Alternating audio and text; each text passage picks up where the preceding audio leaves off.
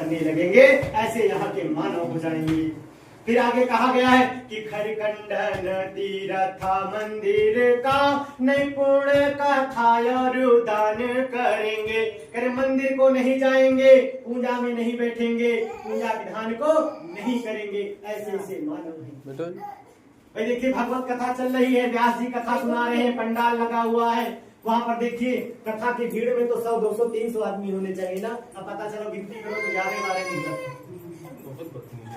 भाई देखिए कथा का जो पंडाल लगा होता है वहां पर 200-300 आदमी होने चाहिए, लेकिन अगर देखा जाए तो कभी कभी ऐसा मौका आता है कि 50 लोग वहां पर नहीं मिलते। तो यही है कि देखिए हम विमुख हो गए अपने, जब भगवान से हाँ वही कह रहे हैं, सब तरह के आदमी यहाँ पर हैं, क्योंकि माया का प्रकोप सब पर होता है। तो माया क्या, माया तो छोटे से बालक के अंदर भी आ जाती है। तो सभी ऐसे ऐसे हो गए हैं। तो वही कह रहे हैं बार बार कि कवि चंचलती है पराई चाहे, घर की घरनी का न मान करेंगे। कह रहे हैं जो घर की स्त्रियां हैं उनका मान नहीं करेंगे, सम्मान नहीं करेंगे, ऐसे हैं कलयुग के मानव। अबला तन देखी जवान सभी, निज मात पिता को नहीं चाहेंगे। कहा गया कि अबला, जो अबला, जिसे भाई देखिए अबला कहा गया है, अबला स्त्रियां जो है उनकी बड़ी ही दयनीय स्थिति हो जाएगी और निज माता पिता को नहीं चाहेंगे। कलयुग में जो मानव होंगे अपने माता पिता को नहीं चाहेंगे। ऐसा ऐसा देखिए वहां पर 88,000 बैठे हुए हैं, कोई 1-2 नहीं बैठे हुए हैं, 88,000 ऋषि बैठे हुए हैं और क्या कह रहे हैं, निज माता पिता को नहीं चाहेंगे। भाई कलयुग में मानव कैसे हो जाएंगे, अपने माता पिता को नहीं चाहेंगे। ऐसा ऐसा विधान बता रहे हैं। भाई ऋषि कह रहे हैं और किससे कह रहे हैं, सूत जी महाराज से, कि ऐसे ऐसे मानव पृथ्वी पर हो जाएंगे। सब झूठ है पूजा विधान और मंत्र, परस्पर सब यही बात कहेंगे। सब झूठ है पूजा विधान और मंत्र, परस्पर सब यही बात कहेंगे। जन भांग धतूरा अफीम नशा में, निरंतर वे बिन होश रहेंगे।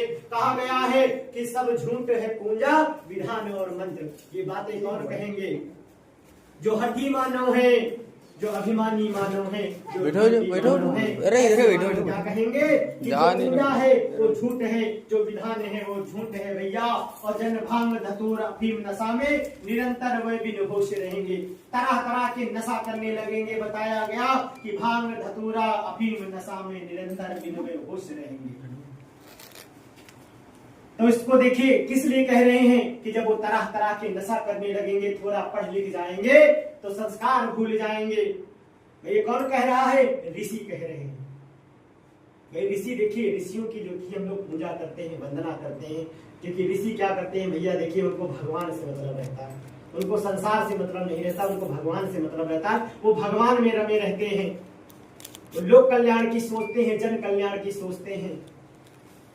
देखिए लोक कल्याण की सोचते हैं, जन कल्याण की सोचते हैं। तो वही आगे बताया गया है कि बिगड़े फिरेंगे बिन पंथ के वो, बिन घाट के चंचल झूमी बहेंगे। जब यही मानव अंततः कहाँ जाते हैं, मरणासन अवस्था में जाते हैं भैया, तो उनकी आत्मा मुक्ति को नहीं पाती। देखिए बताया गया, देखिए भगवत कथा है, जाने का मार्ग सबको एक ही है, किसी के लिए विशेष मार्ग नहीं बनाया गया है। भाई शास्त्र में बताया गया कि जाने के मार्ग सबके एक हैं, आने के मार्ग सबके एक हैं। कोई करोड़पति है भैया तो उसके लिए कोई विशेष मार्ग नहीं बनाया गया कि उसके लिए फूल बिछा दिए जाए। भाई उसके लिए विशेष, जैसे आप बताना मंदिर में देखो भैया दर्शन करने जाओ तो विशेष मार्ग बना देते हैं, उसका पैसा अलग लेते हैं। वो पाप है, वो महापाप है। लेकिन क्या बताया जाए, उसमें दोषी हम और आप हैं, उसमें दोषी कोई और नहीं। भाई दोषी हम और आप हैं। भाई पैसे के लालच में देखिए हम बना देते हैं कि इधर से विशेष दर्शन हो जाएंगे, उधर से। तो वही होता है। अब भगवान का देखिए व्यापार हो गया। 250 रुपए बताओ, जब बताओ कोई यहाँ से जाए, अगर कोई गरीब आदमी जाए तो भगवान के दर्शन ही ना पाए। 250 रुपया दर्शन करा। तो यही है कि अगर जिसके मन में भाई जगह जो इच्छा करी हो मन माही, हरि प्रसाद कुछ दुर्लभ नहीं, जब दिन की अवस्था क्योंकि जब इस तरह की व्यवस्था हो जाएंगी, अब काशी में जाओ विश्वनाथ भगवान के दर्शन करने, अब बताओ काशी में आदमी इसी तरह जाता है कि हमारे कष्ट दूर हो जाएंगे, बाबा को हम स्पर्श कर लेंगे, लेकिन अब देखो इतना भगवान को छूने तक नहीं दे रहे हैं। देखो वहां व्यवस्था बना दी है कि 500 रुपया दो तुमको विशेष दर्शन कराएंगे। अब ये भी व्यापार हो गया, तो हमको इस व्यापार से बचना चाहिए और हमारी इच्छा जो भाव है वो भाई देखिए हमारा भाव होना चाहिए, हम भाव से भगवान को प्रसन्न कर लेंगे। भाई हम कितनी दूर भी हो जाएं, हम ये कथा सुन लेंगे, हमारा कल्याण अगर इसमें निहित है तो इसी से हमारा कल्याण हो जाएगा। हमारा अगर भाव पूजा में लगा है तो हमारा कल्याण हो जाएगा। तो वही देखिए कह रहे हैं बार बार और सब कुछ बता दिए कि बिगड़े फिरेंगे बिन पंथ के वो जो इस प्रकार बिगड़ जाते हैं और जो इस प्रकार देखिए जो साधु महात्माओं की निंदा करते हैं। भाई देखिए साधु महात्माओं की बहुत लोग निंदा करते हैं भैया, अपने धर्म की निंदा करते हैं। जो अपने धर्म की निंदा करते हैं, भाई वही कहा गया भाई अपने धर्म की निंदा हमको कभी नहीं करनी चाहिए, क्योंकि जब हम धर्म की निंदा करेंगे भाई आगे कहा गया कि हरिहर निंदा सुने झुकाना होए पाप गोघात समाना। भाई जो हरिहर विष्णु और शिव की निंदा जो सुनता है तो सोचो गाय को मारने के बराबर वो पाप कर देता है। तुमको हमको इस पाप से बचना चाहिए। बार बार निवेदन करते हैं कि बंधु पद धरे धरणे सिर बिनहि करो कर जोरी वरनो रघुवर विमल यस श्रुति सिद्धांत निचोर कि अरियारत पूछब मुनिराया रघुपति कथा कहम कर दाया। हाथ जोड़ते हैं। देखिए अगर आपको किसी से ज्ञान लेना है भाई, अगर आपको गुरु से ज्ञान लेना है तो आपको क्या करना चाहिए? आपको उदारवादी बनना चाहिए। भाई आप भाई गुरु हैं आपके, उनके आगे हाथ जोड़ना चाहिए। भाई देखिए गुरु और अपने पिता और अपने ज्येष्ठ जो आपसे बड़े हों उनकी हमको वंदना करनी चाहिए। भाई उनके आगे हमको नमस्कार करना चाहिए। पैर नहीं छुपा रहे हैं तो प्रणाम ही कर लीजिए, क्योंकि प्रणाम ही लाभ हो जाता है, प्रणाम से ही लाभ आपको हो जाएगा। तो वही कहा गया कि देखिए वो उसमें विद्वान है पृथ्वी पर, तो उनसे बार बार हाथ जोड़ते हैं। हाथ जोड़कर क्या कहते हैं कि अतियारत पूछब मुनिराया रघुपति कथा कहम कर दाया कि साधु चरित शुभ सरिस कपासु निरस विशद गुणमय फल जासु जय सख दुख पर छिद्र दुरावा वंदनीय जय जग यश पावा। कह रहे हैं कि साधु चरित शुभ सरिस कपासु और निरस विशद गुणमय फल जासु। कह रहे हैं भैया कि जो साधु का चरित्र होता है वो जन कल्याण के लिए होता है। आप हमको कल्याण का मार्ग बताइए, क्योंकि कहा जाता है कि अगर साधु जो सच्चा साधु होता भैया अगर आपके दरवाजे आ गया तो आपके उस दुख दर्द को हरण कर देता है। भाई देखिए बहुत लोग होते हैं साधु महात्मा घर में आते हैं, एक वक्त का भोजन नहीं करा पाते हैं, खदेड़ देते हैं, भेज देते हैं, फेंक देते हैं कि जाओ हम भोजन नहीं करा पाएंगे। लेकिन हमको ऐसा नहीं करना चाहिए। कोई साधु महात्मा बड़े भाग्य होते हैं तो हमारे दरवाजे पे आता। कोई साधु महात्मा बेचारा कह दे कि हम अयोध्या से आए हैं और भैया हमका थोड़ा जलपान करा दो, तो हमारा धर्म बनता है भाई हमारे घर में जो हो यथाशक्ति उसको हमको भोजन कराना चाहिए, पान कराना चाहिए। अगर उसको आप कराएंगे तो सोचिए वो आशीर्वाद देकर जाता है, और जब वो आशीर्वाद देकर जाता है तो कभी ये मत सोचिए आपके घर में कभी भी अन्न की कमी तो नहीं होगी। ये मान लीजिए कभी भी अन्न की कमी नहीं होगी, कभी भी ऐसा आपके जीवन काल में ऐसा नहीं होगा तो फलाने या खाना नहीं होगा। बहुत ऐसा होता है, कहते फलाने के यहाँ खाना नहीं होगा, तो ऐसा कभी नहीं होगा अगर आपके घर में साधु संत भोजन करके जाते हैं। भाई साधु संत हो, साधु की तो कोई जात नहीं होती, संत की तो कोई जात नहीं होती। तो वही कहा गया कि आप साधु महात्मा होना चाहिए, आप उसको भोजन कराएंगे, उससे जो आशीर्वाद मिलता है तो हमारी जो गृहस्थी होती है वो मंगलमय हो जाती है। तो वही बार बार देखिए कह रहे हैं कि जिस दुख पर छिद्र दुरावा, जो आपके घर में क्लेश होगा उसके कदम पड़ते ही वो क्लेश क्या होंगे, दूर हो जाएंगे। अंधकार जो होगा वो दूर हो जाएगा, सदा सदा के लिए घर में आपके प्रकाश आ जाएगा, ऐसे कहते हैं। तो देखिए जब कह रहे हैं बार बार निवेदन कर रहे हैं तो क्या कहते हैं कि चलिए आप जब हमसे इतना निवेदन कर रहे हैं तो मैं वही कथा आपको कह रहा हूँ जो विष्णु भगवान ने नारद जी से कही थी। तो वही बता रहे, जगत कल्याण की भावना से नारद जी मृत्युलोक पर आए और जब यहाँ पर आए तो क्या देखा कि एक बार करतल कर वीणा गावत हरि गुण परम प्रवीणा क्षीर सिंध गवने मुनि नाथा जहाँ बसें श्रीनिवास श्रुति गाथा हरस मिले उठी रमानिकेता बैठे आसन ऋषि समेता बैठे आसन ऋषि समेता। एक बार करतल कर वीणा और गावत हरिगुण परम प्रवीणा। भाई देखिए नारद जी जब यहाँ पर आए तो मृत्यु लोक पर क्या देख रहे हैं, मानव के घर जा रहे हैं। भैया यहाँ के जो मानव हैं सबके घर में जा रहे हैं और जब सबके घर में जाते हैं तो क्या देखते हैं कि सब पाप कर्म में लिप्त हैं। भाई सब पाप कर्म में लिप्त हैं।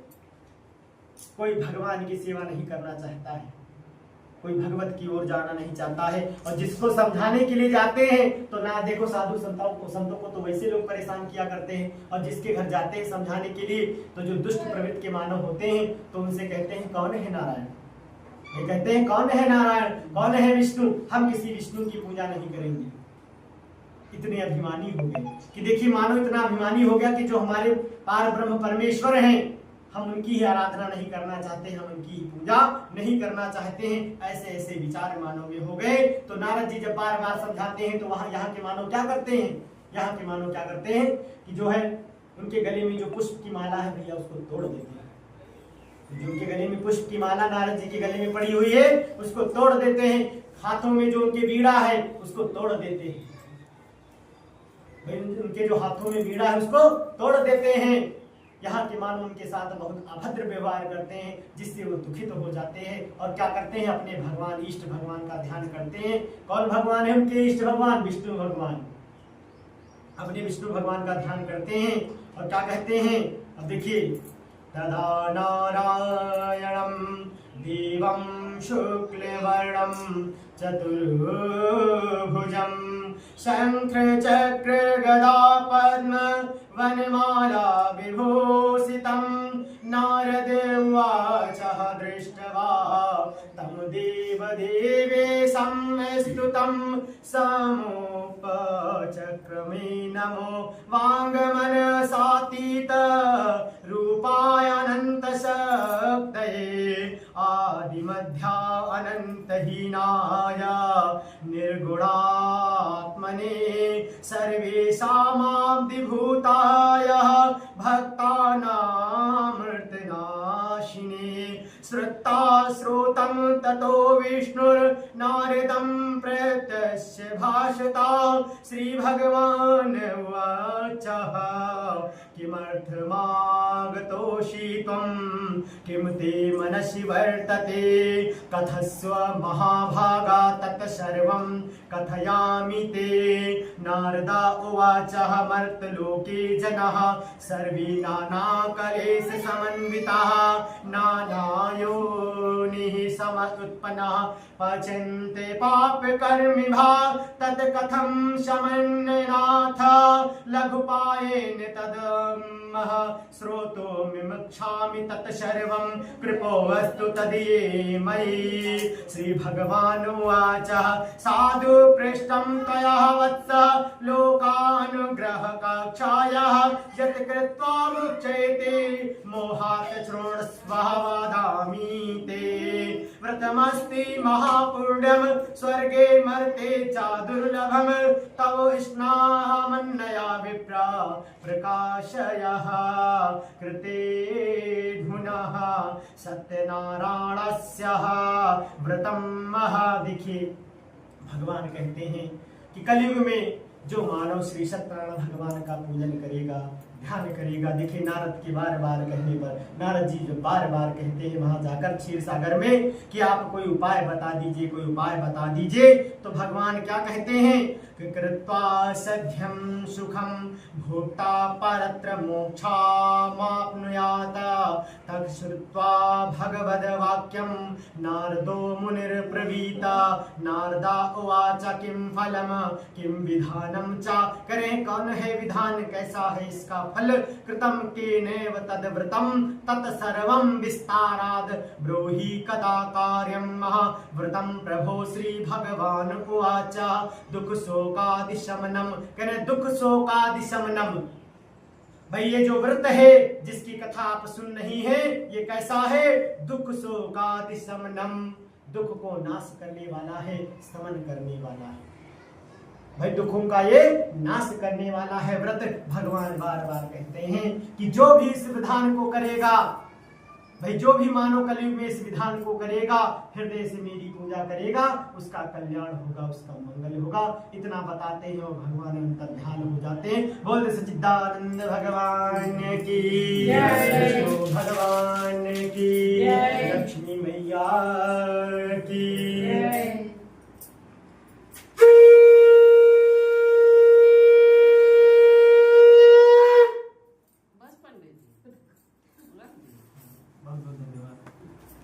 अब रख दे। कलयुग का